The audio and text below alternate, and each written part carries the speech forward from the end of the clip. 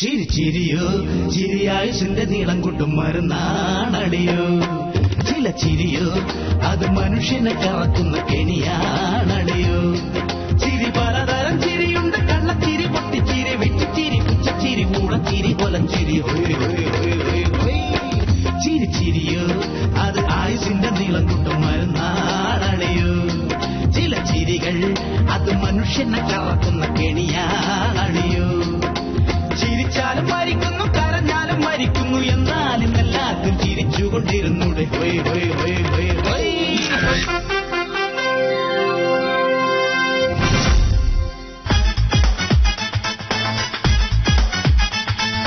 കോമഡിയും മിമിക്സും പിന്നെ ഞാനും. പ്രിയമുള്ളവരെ, കോമഡിയും മിമിക്സും പിന്നെ ഞാനും എന്ന പ്രോഗ്രാമിലേക്ക് സ്വാഗതം.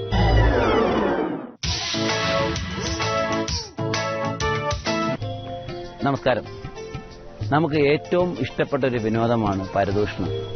മറ്റുള്ളവരുടെ കുറ്റങ്ങളും കുറവുകളും പറയുക എന്നുള്ളത് വളരെ രസകരമായ സംഭവമാണ്, വളരെ എളുപ്പവുമാണ്. എന്നാൽ മറ്റുള്ളവരുടെ നന്മകൾ നമ്മൾ കാണുവാനും അത് മനസ്സിലാക്കുവാനും അതിനെക്കുറിച്ച് നമ്മൾ സംസാരിക്കുവാനും സമയം കണ്ടെത്താറില്ല, അതിനുവേണ്ടി മെനക്കെടാറില്ല. അത് വളരെ ബുദ്ധിമുട്ടുള്ളൊരു കാര്യമാണ്. എന്നാൽ അതിനേക്കാളൊക്കെ വളരെ ബുദ്ധിമുട്ടുള്ള മറ്റൊന്നാണ് നമ്മളെ സ്വയം വിമർശിക്കുക. നമ്മുടെ കുറ്റങ്ങൾ, നമ്മുടെ കുറവുകൾ, നമ്മളുടെ നടപ്പിലുള്ള പ്രശ്നങ്ങൾ, നമ്മൾ സംസാരിക്കുമ്പോഴുള്ള പ്രശ്നങ്ങൾ, നമ്മൾ മറ്റുള്ളവരോട് പെരുമാറുമ്പോഴുള്ള പ്രശ്നങ്ങൾ, ഇതൊക്കെ മനസ്സിലാക്കാനും നമ്മളെ സ്വയം തിരുത്താനും എന്ന് പറയുന്നത് വളരെ ബുദ്ധിമുട്ടുള്ളൊരു കാര്യമാണ്. വളരെ ചുരുക്കം പേർക്ക് മാത്രമേ അത് സാധിക്കുകയുള്ളൂ എന്നുള്ളതാണ് ഇതിന്റെ ഒരു പ്രത്യേകത.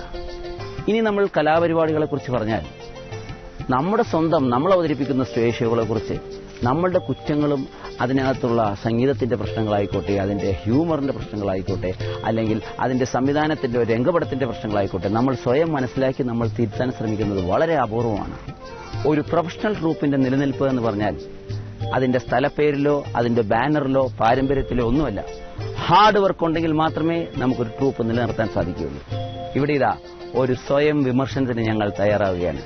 ട്രൂപ്പിന്റെ പേരെന്ന് പറയുന്ന അതൊരു സാങ്കല്പിക പേരാണ്.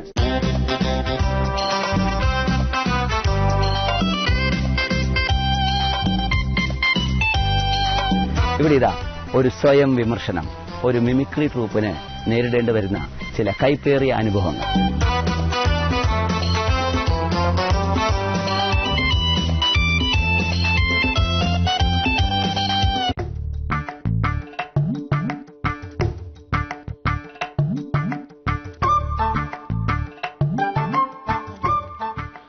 നിങ്ങളൊക്കെ എന്തെയും ഉണ്ടായിരിക്കണത്? വല്ലതും കിട്ടിയ?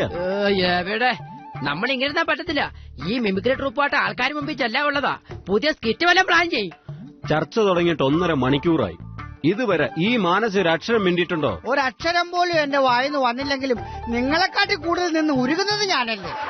പുതിയ ഐറ്റം ഉണ്ടാക്കാൻ ഒരു ഐഡിയ ഉണ്ട്. എന്റെ വീടിനടുത്തേ പിള്ളേരുടെ യൂണിവേഴ്സ് നടക്കുന്നുണ്ട്. അത് തന്നെ കണ്ടിട്ട് പിള്ളേരെ മിമിക്രി കോപ്പി അടിക്കാൻ വേണ്ടിയല്ലേ. എടാ, ഇത് തന്നെയല്ലേ 4-5 വർഷമായിട്ട് ചെയ്തോണ്ടിരിക്കുന്നത്. ഇതിൽ നിന്നൊന്ന് മാറ്റിപ്പിടിക്കണം.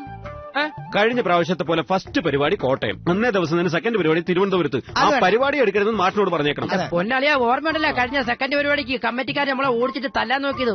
എടാ, വണ്ടിയുടെ പുറത്തൂടെ വെള്ളം ഒഴിച്ചിട്ട് മഴ പെയ്യുന്നു പറഞ്ഞോണ്ടാ കമ്മിറ്റിക്കാർ തല്ലാതെ വിട്ടത്. നീയാണ് താറപ്പെട്ട മോളോട് വെള്ളം ഒഴിച്ചത്? വെള്ളം എടുത്തൊഴിച്ചെന്ന് മഴയാന്ന് പറഞ്ഞത്. എടാ, കംപ്ലീറ്റ് ഇടി കൊണ്ടത് ഞങ്ങളല്ലേ? അതെന്തിനാ? എടാ, വെള്ളം ഒഴിച്ചപ്പോഴും കുറച്ച് വെള്ളം ആ ടയറുമേലും കൂടെ ഒഴിക്കാൻ പാടില്ലായിരുന്നോടാ. ബുദ്ധിപരമായിട്ട് ചിന്തിക്കണം. പിന്നെ ഐറ്റം പുതിയത് എന്ത് ചെയ്യും? എടാ, ടൈറ്റിൽ പ്ലാൻ ചെയ്യും. ടൈറ്റിൽ വേണം. ഞാനൊരു ഐഡിയ പറയാം. വെളിയിൽ നിന്നും ദിനോസർ സ്റ്റേജിലേക്ക് ഇങ്ങനെ കയറുന്നു. ഭയങ്കര കൈയടിയായിരിക്കും. അതിനെക്കാട്ടി ഭയങ്കര കൈയടിയായിരിക്കും. വെളിയിൽ നിന്ന് വെള്ളപ്പന്നി കയറി വരുന്നു. വെള്ളപ്പന്നി ആര് ചെയ്യും? നീ കയറിയാ പോരെ, മേക്കപ്പ് പോലും ഇല്ലാതെ. ആരോട് ശ്രമിച്ചു ചെയ്യണ്ട. എന്റെ പൊന്നു കൂട്ടുകാരാ, സാറിപ്പോ വരും. അതിന് മുമ്പ് എല്ലാരും അപ്പൊ പിന്നെ നമ്മുടെ റിഹേഴ്സലൊക്കെ ഭംഗിയായിട്ട് നടക്കുന്നില്ലേ? ഒന്നും ഒരു കുഴപ്പമില്ലല്ലോ. പുതിയ ഐറ്റങ്ങളൊക്കെ സെറ്റ് ചെയ്തോ? ഇല്ല. ഒരു ട്രൂപ്പിന് ഓണർ എന്ന നിലയ്ക്ക് എനിക്ക് ചില കാര്യങ്ങളൊക്കെ പറയാൻ. ശമ്പളം കൂട്ടുന്ന കാര്യത്തിൽ മാത്രം ഇത്ര ആക്രാന്തം. എടാ, ഒരു പുതിയ ട്രൂപ്പ് ഈ സീസണിൽ നമ്മൾ ഇറക്കുന്നതല്ലേ? പുതിയ ഐറ്റങ്ങൾ സെറ്റ് ചെയ്യണ്ടേ? എന്തെങ്കിലും നിങ്ങൾ സെറ്റ് ചെയ്തോ? ഞാൻ ഒരു കാര്യം പറയട്ടെ, ഒരു അറ്റ കൈ നോക്കിയാലോ? ഈ പഴയ സ്കിറ്റൊക്കെ എടുത്ത് നമുക്ക് പുതിയ കുപ്പിക്കയറ്റി കളിച്ചാലോ? ഇപ്പൊ ഉള്ളവരെല്ലാം അങ്ങനെയാണ്. ഇത് തന്നെയല്ലേ 3-4 വർഷമായിട്ട് നമ്മൾ ചെയ്തുകൊണ്ടിരിക്കുന്നത്.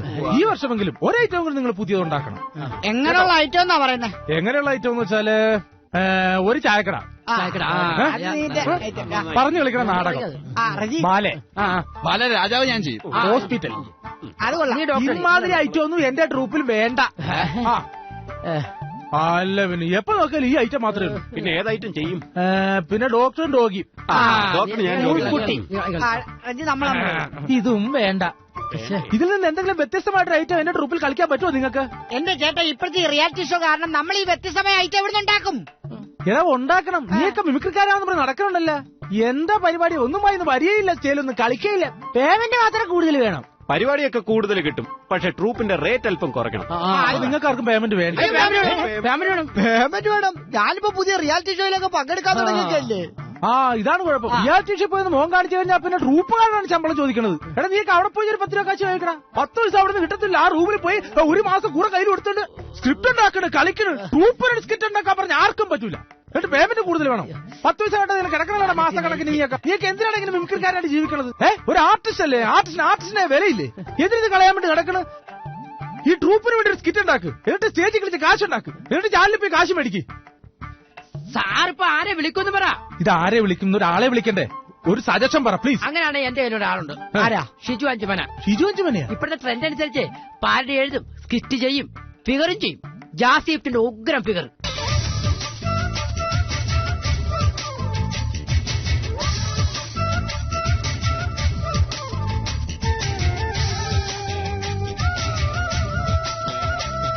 എടാ ഈ ട്രൂപ്പിൽ പങ്കെടുക്കാൻ പറ്റിയ ആർട്ടിസ്റ്റിന്റെ പേര് പറ.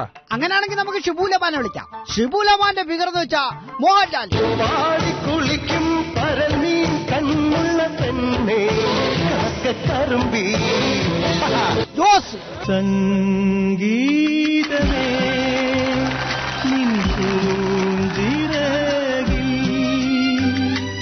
രവികുമാർ. സ്വരം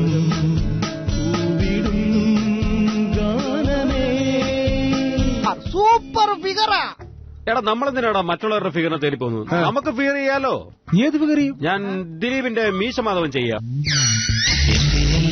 എല്ലാം അല്ലേ എന്റെ ചേലത്ത് ചെമ്പരും തല്ലി എന്റെ കാലിലെ കാണാ പാദസരം ഞാനല്ലേ മാറിലെ മായാ ചന്ദന പുട്ടേക്കല്ലേ. എടാ മീശമാധവനൊക്കെ ഇപ്പൊ മീശ പഠിച്ചിട്ട് മായാമോഹിനിയെ പുതിയത് വല്ല പറയടാ.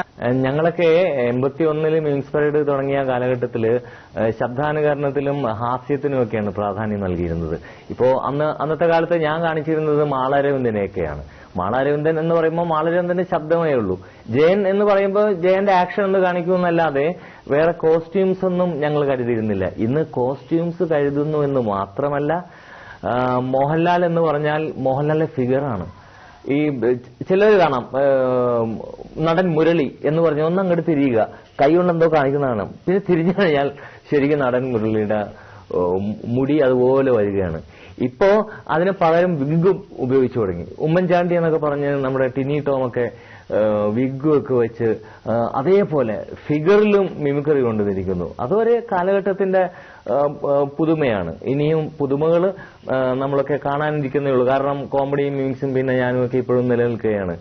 എന്തൊക്കെയാണ് പുതുമ ഇനി അവർ കൊണ്ടുവരാൻ പോകുന്നത് എന്നുള്ള ഒരു ആങ്സൈറ്റി നിങ്ങളോടൊപ്പം എനിക്കുമുണ്ട്. കാരണം ഞാനും ഒരു പഴയ മിമിക്രിക്കാരനാണല്ലോ.